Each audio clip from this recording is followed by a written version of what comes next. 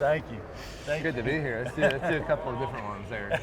I drop shot. Everybody says I drop shot a lot too, so don't forget that one. Yeah, I've heard that. I like drop shot. Let's continue.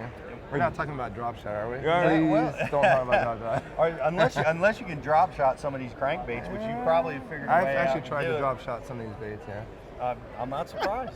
It's a work in progress. Okay, well you can educate us about that in next year's Bass University. But AKA lure drop shotter. We're ready. I like the Carolina rig spooks and that kind of stuff, so I'm not surprised that you tried drop shot and crankbait. You got me thinking about that one. But we've got some really, really cool stuff. Dave, you never disappoint. You always bring us the latest and greatest and some really innovative stuff from jerk baits to the spy bait world. And I see a lot of amazing things on the table here. Yeah, we are excited. We've introduced another spy bait. Actually, we introduced two. One is an old school small spin bait, 60. So it's smaller than our 80 that most people know about and our 90. It's a very petite bait. It came out of shore angling. Guys that were fishing on shore were using this tiny spin bait. But what we've done is we've kind of souped that one up so that anglers now can use that one. I didn't bring one of those, but it is in our catalog and it is available in stores already. But we have one coming off the R&D table that I'd like to talk about as well. And then obviously Aaron's going to talk about a project that we worked on for several months. I don't know, was that a whole year, you think? It took a while. It took a while. We spent a lot of our time in Japan. Yeah. Last year working on this bait. We got to tell this story. This bait's awesome. We'll start with this Apex 100. So truthfully, Pete, we're in Japan, and we've already kind of got the concept going. We got some prototypes going, and we're in the test tank, and hours are going by. That's what happens when you get Aaron and David together. Like hours go by, like it's like syrup or molasses. You fall asleep. So these poor R&D guys are standing off the side with different prototypes, and they're handing them to us, and we're like, okay, well, we got to shave a little bit of weight off this one. So he runs back and gets it changed. He comes back, another one.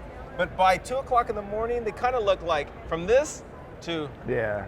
It's honest. We were there for a long time. It. But it was frustrating. Probably 30 times, yeah.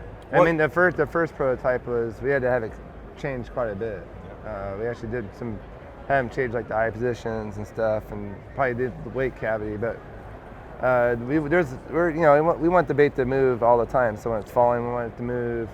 We want it to move at a really slow speed, which is really cool.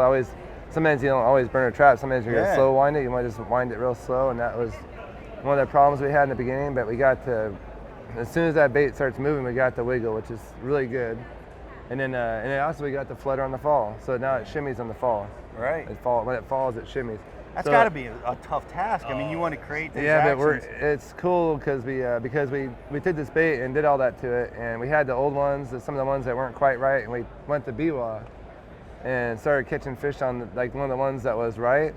Like started catching really good on it. Like caught a lot of fish on it, a lot of bites and big fish. 5 6 pounders, and 4 just a lot of solid fish, but they were eating it. And we got one, out of that 10 finalists, we got one that was like, we all decided that's got to be the one. That's it. And then I took it back to the States with me and actually went to Gunnersville on a really tough fall bite, and ended up catching 4 fish in like an hour on it. And it was a tough bite. Jacob Wheeler was with me, and he didn't get bit.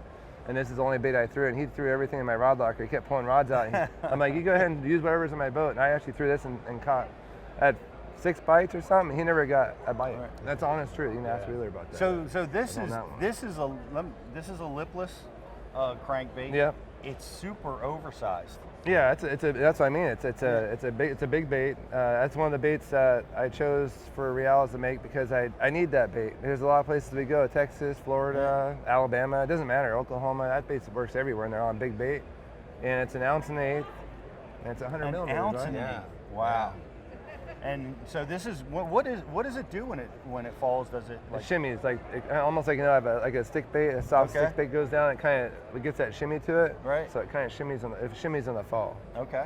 And then I've caught them ripping it. We actually jig a vibration bait up. You hop it and let it fall, and you kind of double hop it. It's fantastic for that. The really cool thing about that bait is a real slow retriever. A lot of times just goes. It actually swims like a swim bait. So it thump. The faster you get, then it gets more like a traditional a vibration bait, a lipless bait. So I mean, it's an awesome bait. I've had a lot of people tell me they've caught a lot of fish on it this year, and I didn't get to throw it a whole lot just because of the kind of fishing we're doing. If you notice, the major league tour is kind of a spawn tour this year. We fished almost all spawn tournaments, spawn time of year for the lake. So, and we fished a lot of lakes that weren't quite. They would have ate that maybe if they were a little earlier, but it seemed like we were a little late in spawn every tournament. So it wasn't the right year for me to throw it. But I throw it all the time when I'm in a place when it's like right for it. It's one of those baits where it'll probably catch fish all the time, but there's gonna be times where that bait will outfish anything. Well, you know, I noticed something. The most obvious thing. Well, number one, it's oversized, and I know we've used these big baits over the years to when you have a lot of big bait around. But your line tie is like way back there. That's where we got a lot of the action from. Yeah. That's where we get the slow retreat. That allows you to do the slow retreat. That's why it probably shimmies the way it does. That's why as soon as you move it, it comes over stuff. Really, it climbs over stuff. It's the slower you move it, the more it's going to swim at a.